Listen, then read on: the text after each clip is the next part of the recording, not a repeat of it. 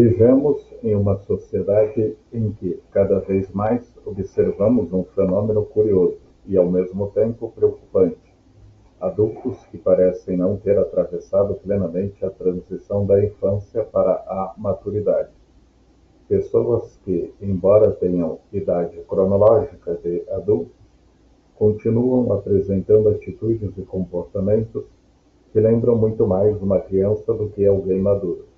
São indivíduos que têm enormes dificuldades em assumir responsabilidades, que se esquivam de compromissos, que não toleram frustrações e que, frequentemente, desistem diante dos primeiros obstáculos.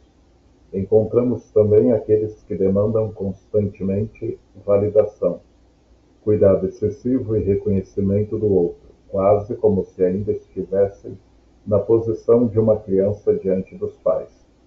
É como se, em muitos aspectos, essas pessoas nunca tivessem crescido por inteiro.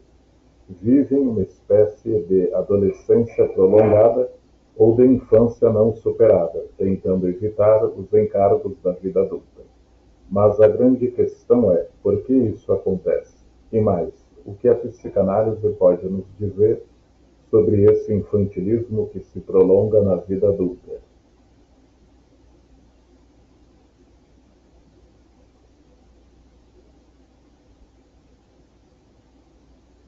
O infantil que nunca desaparece. Hoje quero falar sobre um tema fundamental na psicanálise: o infantil que nunca desaparece. Freud, já no início do século XX, afirmou algo decisivo: a criança é o pai do homem. O que ele quis dizer com isso? Que aquilo que vivemos nos primeiros anos da infância não fica para trás como uma fase superada, mas permanece de maneira inconsciente, estruturando a nossa forma de desejar, amar, sofrer e até de nos relacionar com o mundo. Muitas vezes acreditamos que amadurecer significa deixar para trás a criança que fomos, mas, na verdade, essa criança continua viva dentro de nós, manifestando-se nos sonhos, nos lapsos, nas escolhas e até nos sintomas.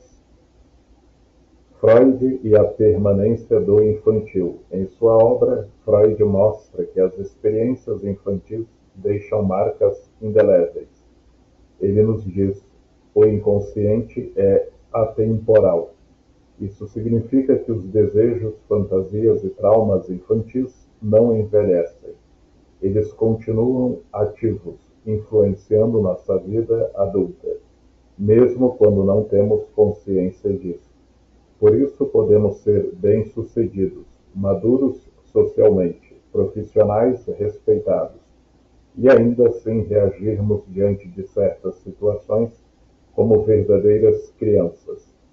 Quem nunca se surpreendeu consigo mesmo reagindo com birra, ciúme ou medo exagerado?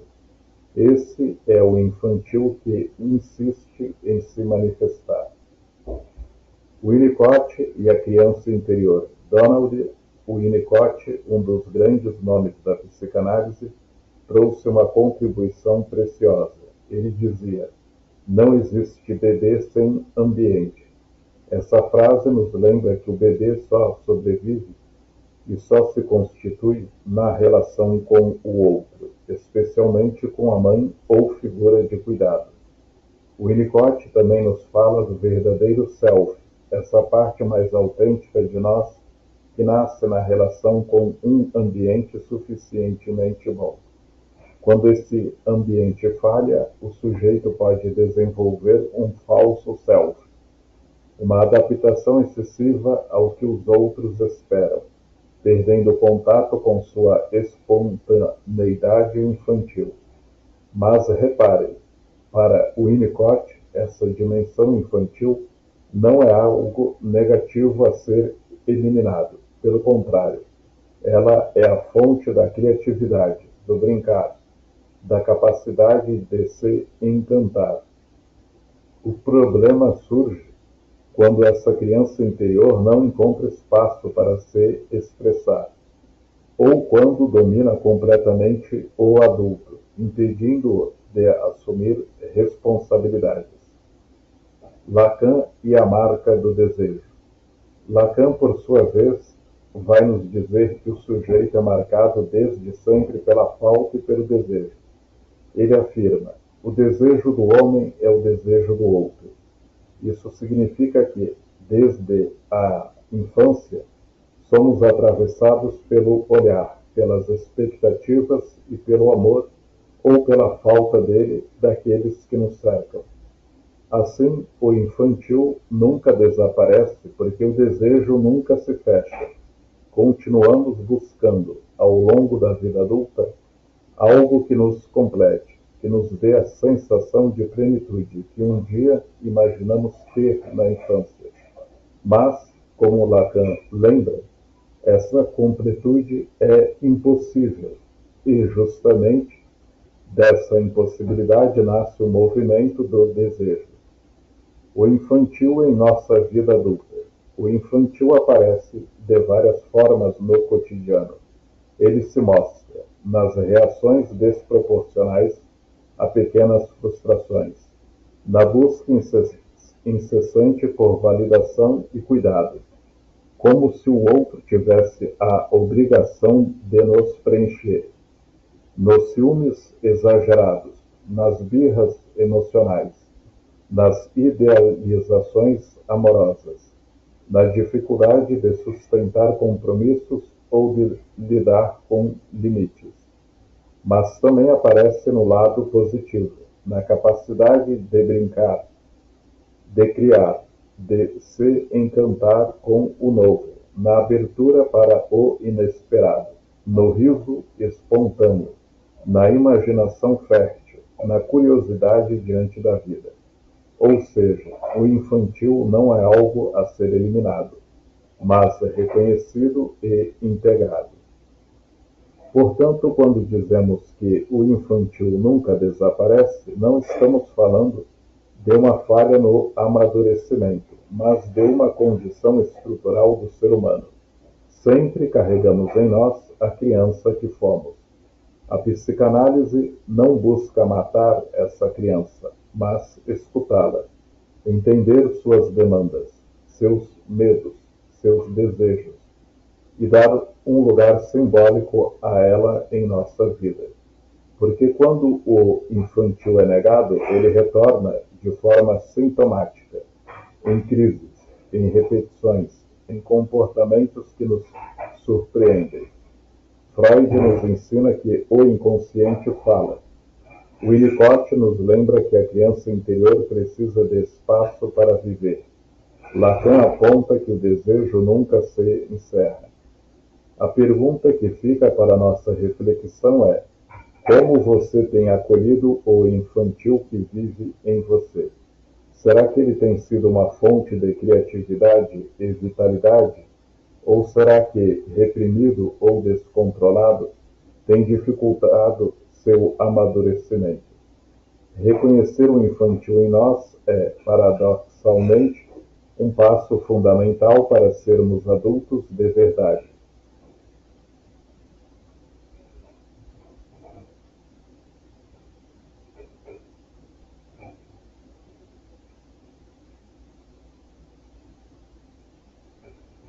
Narcisismo e ideal de si mesmo. Muitos adultos, infantilizados, vivem presos a uma lógica narcísica.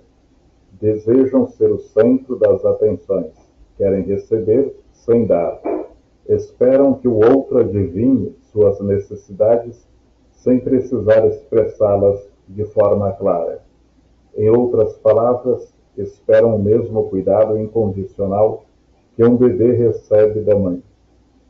Freud, em Introdução ao Narcisismo, de 1914, descreve essa posição como uma regressão ao narcisismo primário, momento em que o bebê é objeto de investimento amoroso absoluto dos pais, sobretudo da mãe. Ali, o sujeito não distingue limites entre o eu e o outro. Tudo gira em torno da sua satisfação. Para Freud, o narcisismo não é algo que desaparece por completo, mas se transforma, e quando não encontra via de elaboração, pode retornar de maneira rígida e empobrecedora na vida adulta. Lacan chamaria isso de uma recusa da castração, ou seja, a recusa em aceitar os limites da vida, a falta estrutural e a impossibilidade de completude. A castração, no sentido psicanalítico, não significa mutilação, mas sim a entrada do sujeito no campo do desejo, onde percebe que não pode ser tudo para o outro, nem receber tudo do outro. O infantilismo, nesse caso, é uma defesa contra a angústia de crescer e ter que lidar com a realidade. Essa recusa à castração aparece na tentativa de sustentar um ideal de eu, ou ideal do eu, sem rachaduras, como se fosse possível viver na ilusão de perfeição narcísica. Lacan nos lembra que o eu é uma miragem, o estádio do espelho como formador da função do eu. O sujeito, ao se identificar com imagens idealizadas, tenta evitar a dor da falta e da incompletude, mas paga um preço alto. Fica preso numa lógica de dependência, sem suportar frustração. Por isso, vemos muitos adultos exigindo uma espécie de amor absoluto e incondicional, recusando-se a amadurecer emocionalmente. O infantil que nunca desaparece retorna na forma de caprichos, de relações frágeis, de crises diante da menor frustração. Freud já advertia: a vida como nos é imposta é demasiado difícil para nós. Ela nos traz dores, decepções e tarefas insolúveis. O mal-estar na civilização, 1930. Diante disso, o sujeito pode escolher amadurecer e enfrentar a realidade ou permanecer numa bolha narcísica, onde a promessa de completude infantil é sustentada como uma ilusão. O trabalho da psicanálise nesse contexto não é matar o infantil, mas transformá-lo. É fazer com que o sujeito encontre outras formas de lidar com a sua falta e de simbolizar o desejo, como lembra Lacan. Amar é dar o que não se tem a alguém que não o é. Ou seja, só é possível sair da lógica infantilizada quando se aceita a incompletude e se aprende a amar e a desejar a partir da falta, e não da ilusão de plenitude. A cultura da satisfação imediata. Também não podemos ignorar o fator social. Vivemos numa época marcada pelo consumo e pela busca de prazer instantâneo. Redes sociais, aplicativos, publicidade e formas rápidas de entretenimento reforçam a lógica da criança. Quero agora, não sei esperar, não tolero frustrações. Essa cultura acaba por legitimar uma posição subjetiva de imaturidade em que o tempo do desejo é substituído pelo tempo da urgência. Freud já advertia em O Mal-Estar na Civilização, 1930, que o preço de viver em comunidade é a repressão de parte dos nossos desejos. Para que a vida social seja possível, é necessário aceitar renúncias. Não podemos agir de forma imediata. Não podemos satisfazer todos os impulsos. Precisamos tolerar regras, limites e a presença do outro. Essa renúncia, embora custosa, é estruturante. Ela permite o laço social, a convivência e a cultura. Contudo, na contemporaneidade, muitos tentam escapar dessa regra. Em lugar da renúncia, vemos a busca incessante por uma espécie de gozo sem limites, expressão que Lacan utilizaria para falar da tentativa de ignorar a castração e o vazio estrutural da existência. O capitalismo, ao prometer constantemente novidades, produtos e experiências capazes de preencher o sujeito, reforça essa lógica do sempre mais. Mas, como lembra Lacan em O Seminário, livro 17, O Avesso da Psicanálise, 1969 a 1970, o discurso capitalista se organiza justamente em torno de um ciclo de consumo que nunca se completa, pois aquilo que é consumido logo perde valor, exigindo novo consumo. O efeito disso é um sujeito cada vez mais fragilizado diante da vida real. Se a cultura reforça a ideia de que tudo deve estar disponível de forma imediata, atenção, prazer, reconhecimento, afeto, qualquer frustração mínima passa a ser vivida como catástrofe. A criança frustrada que esperneia no chão do supermercado se encontra agora reencarnada no adulto, que não suporta não ser correspondido, não receber curtidas, não ser validado instantaneamente. Nesse sentido, podemos dizer que o infantil não apenas persiste no inconsciente individual, mas é também socialmente cultivado. A cultura da satisfação imediata impede o sujeito de elaborar a espera, de atravessar a falta e de encontrar satisfação em algo mais profundo que o gozo momentâneo. Freud já antecipava isso quando dizia: a vida nos impõe pesados fardos e só nos resta encontrar modos de suportá-los. O que vemos hoje, no entanto, é uma tentativa de negar esses fardos, de viver como se fosse possível escapar à lei da falta e ao trabalho do desejo. A consequência é clara: adultos que permanecem emocionalmente infantis, presos à ilusão de completude, vulneráveis à frustração e dependentes de estímulos externos para se sentirem vivos. O infantilismo, assim, não é apenas um traço psíquico individual, mas também um sintoma coletivo da nossa época.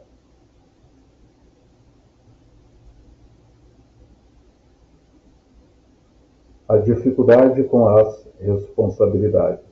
O adulto infantilizado tem grande dificuldade em lidar com responsabilidades. Trabalho, vida afetiva, compromissos familiares, vida financeira.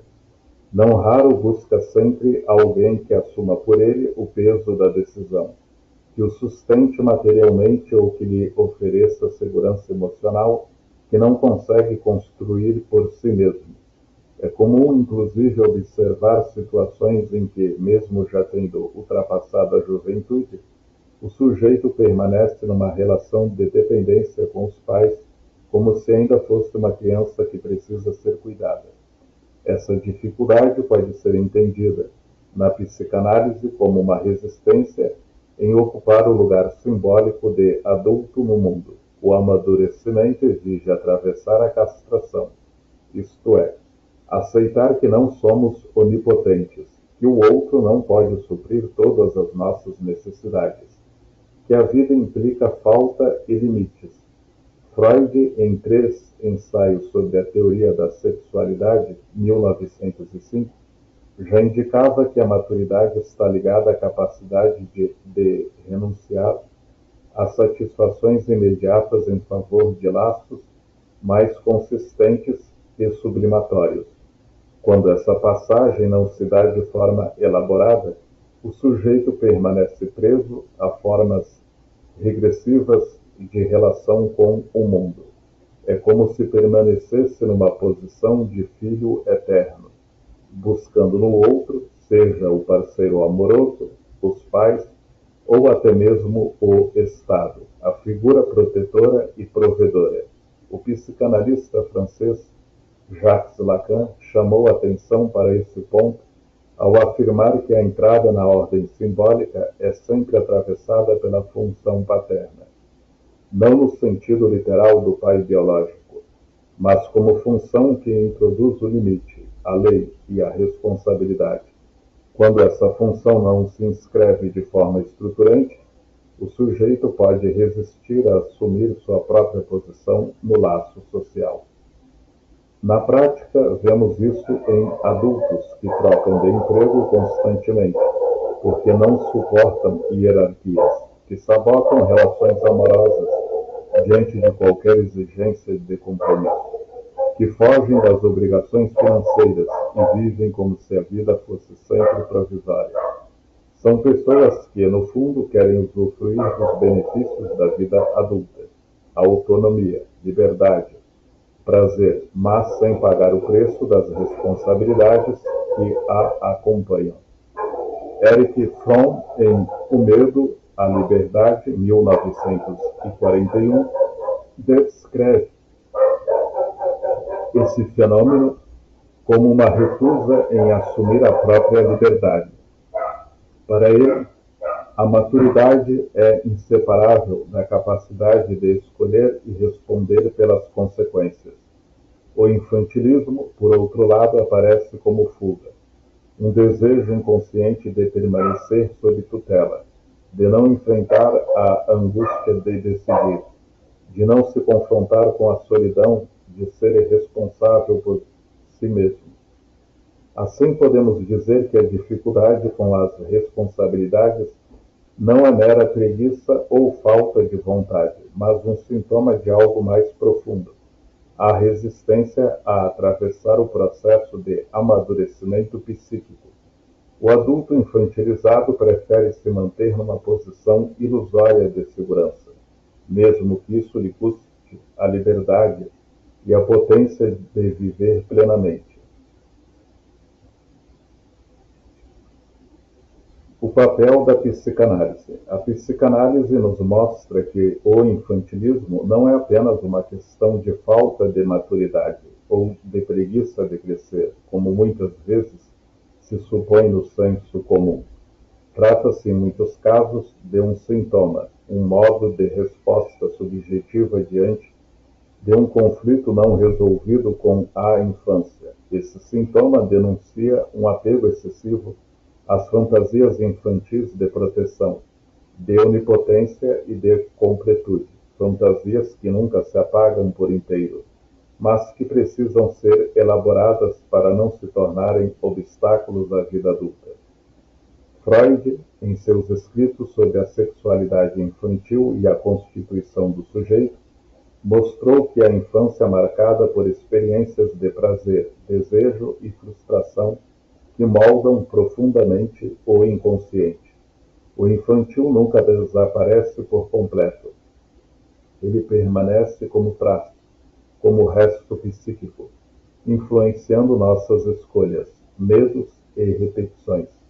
Por isso, o adulto infantilizado não é simplesmente alguém parado no tempo, mas alguém que não conseguiu atravessar certos impasses estruturais, permanecendo preso a modos de funcionamento próprios da infância.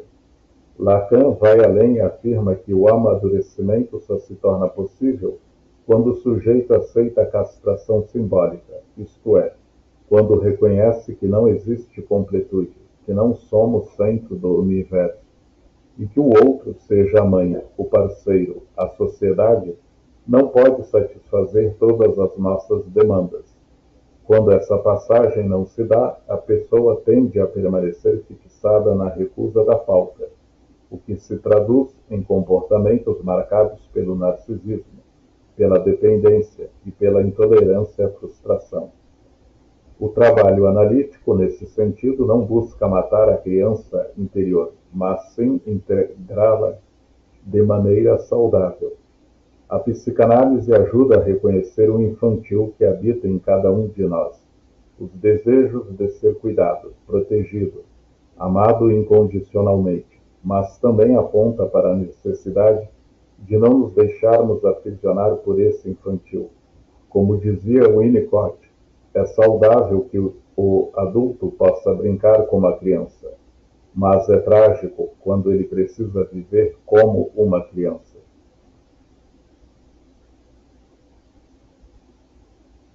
Crescer, no sentido psicanalítico, é aceitar a falta, suportar a frustração e construir uma forma singular de desejar no mundo. É sair da lógica de que o outro nos deve completude, para entrar no movimento de assumir nossa própria responsabilidade diante da vida. Em análise, o sujeito pode, pouco a pouco, atravessar suas fantasias, dar sentido aos seus sintomas e se reconciliar com o fato de que a vida não oferece garantias absolutas, mas que, justamente nessa incompletude, reside a possibilidade de criação, de desejo e de liberdade.